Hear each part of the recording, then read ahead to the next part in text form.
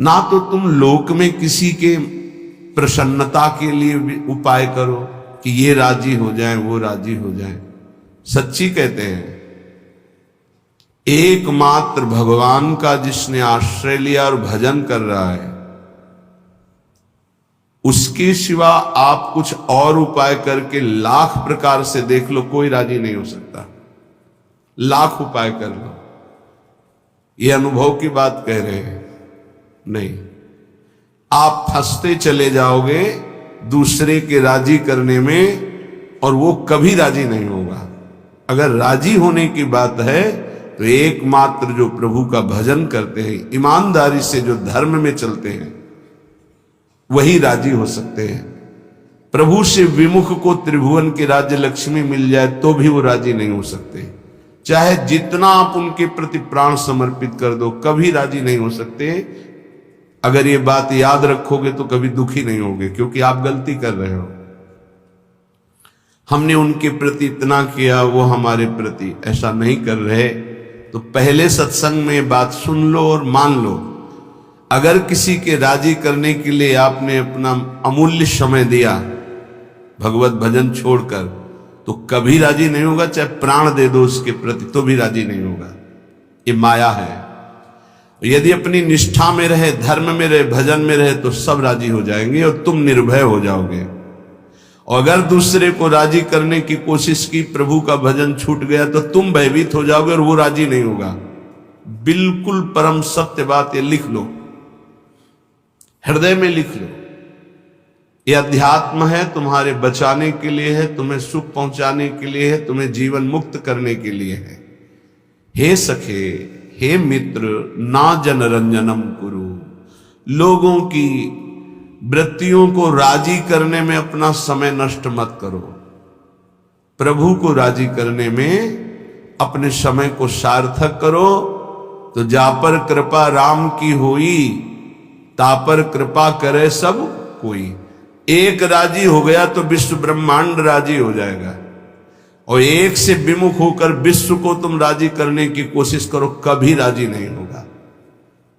इसलिए न जनरंजनम करो। किसी की राजी होने के लिए अपने अमूल्य समय को नष्ट मत करो। धर्म पूर्वक व्यवहार करो और निरपेक्ष हो जाओ। राजी रखो हरिजू को, प्रभु को। न कुरु कदिंद्रियाणाम, इन दुष्ट इंद्रियों को मनोरंजन मत करवाओ। न कुरु कदिंद्रियाणाम, इन इंद्रियों को छोड़ो मत मनोरंजन करने के लिए। ये बहुत दुष्ट है, सच्ची मानिए। ये केवल हृदय जलाती रहती है, कुछ नहीं है पूरे त्रिभुवन में, कुछ नहीं है। एक भगवान के सिवा आनंद नाम की चीज नहीं है। मन मलिन है, इंद्रियां मलिन है, इसलिए आपको ऐसा लगता है इसमें आनंद है। नहीं, सच्ची मानिए, एक दिन जब आनंद का आपको अनुभव होगा प्रभु के जनित, तब आप देखोगे तो त्रिभुवन में कहीं कोई आनंद नाम की चीज नहीं। जैसे सुबह सूर्य उदय के समय जब हम गंगा किनारे चलते थे, तो आगे रेत में ऐसा भ्रम हो जाता था कि निर्मल जल भरा हुआ है। मरुभूमि में रेत में ऐसा लगता था निर्मल जल भरा हुआ है। पर जब ये लगता कि अब रास्ता बदलें, पर लगता चलो आगे तक चलते हैं, और जब जाती तो रेत मिलती, तो लगता यहां तो जल दिखाई दे रहा था। सूर्य की किरणों से मरुभूमि में जल का भ्रम हो जाता है, तो मृग दौड़ता हुआ मर जाता है, लेकिन उसकी प्यास नहीं बुझती। ऐसे ही मेरी इंद्रियां, मेरा मन, इन दिखाई देने वाले सुखों में महान दुख है, ये जान नहीं पाती, और इनके भोगने में पूरा जीवन नष्ट कर देती। मनोरंजन, केवल मनोरंजन। मन 5 ज्ञानेंद्रियों के साथ भोगों में रंजन कर रहा है। कह रहे हे सके, ना कुरु कदिंद्रियाणाम, इन इंद्रियों को मत छूट दो, नहीं तुम्हारे जीवन को नष्ट कर देंगी। सदा विधेय बहुगंजनम, जैसे बने वैसे इनकी विषयों से प्रीति को तोड़ दो। हठ पूर्वक तोड़ दो, विवेक के द्वारा तोड़ दो, भगवत समर्पित करके छोड़ दो। जैसे बने वैसे इंद्रियों से भोग भोगने की लालसा, ये मिटा दो, तो तुम मनुष्य जीवन का लाभ भगवत प्राप्ति कर पाओगे। विधेय बहुगंजनम, बहुगंजनम जैसे बने तुमसे वैसे हठपूर्वक ज्ञान के द्वारा, भक्ति के द्वारा जैसे बने बचो, इन गंदी चेष्टाओं से बचो। ये मन इंद्रियां बहुत ही दुष्ट हैं, बहुत ही फुसलाकर पता नहीं चलता कि हमसे गलत करवा रही हो, गलत करवा देती है। हंसते हंसते खेलते खेलते अपराध बन जाता है, मन मलिन हो जाता है। पक्का समझ लेना, पहले उत्साहित करते हैं फिर ये डराते हैं। पूरे जीवन डर में जीना पड़ता है उसको जो अधर्माचरण करता है। कल्पनात्मक भय, सामाजिक भय, भागवतिक भय, कर्म का भय उसे दंड देता रहता है, तभी वो डिप्रेशन में पहुंच जाता है। बिना पाप कर्म के डिप्रेशन नहीं होता, ध्यान रखना।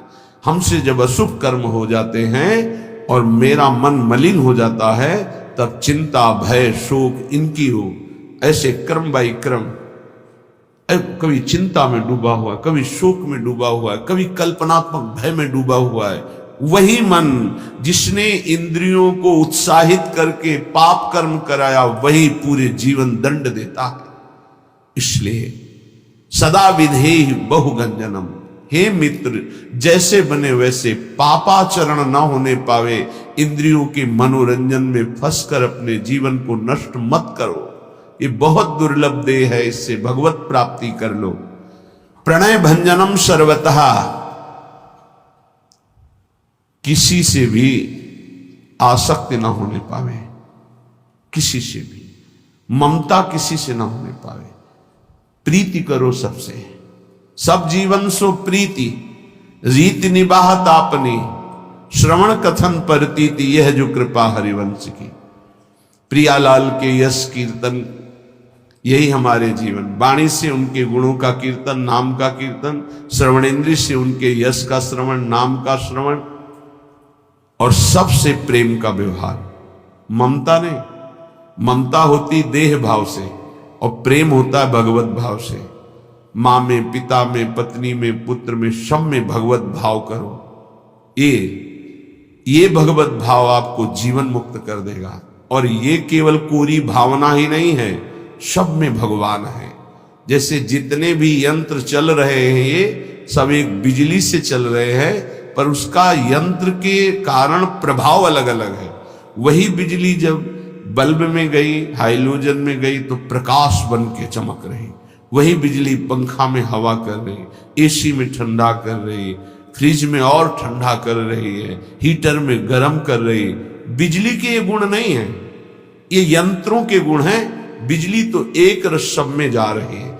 ऐसे कोई पाप कर रहा है, कोई अच्छे स्वभाव का है, कोई बुरे स्वभाव का है, ये सब शरीर और करण, इनके प्रभाव से परमात्मा तत्व निर्लेप सब में धारा की तरह प्रवाहित हो रहा है। जैसे हर यंत्र में बिजली ही बिजली है, पर उसका प्रभाव अलग है, ऐसे ही स्वभाव अलग है। परमात्मा सब में समान रूप से विराजमान है। हमें उस परमात्मा तत्व को मान करके प्रीति करनी।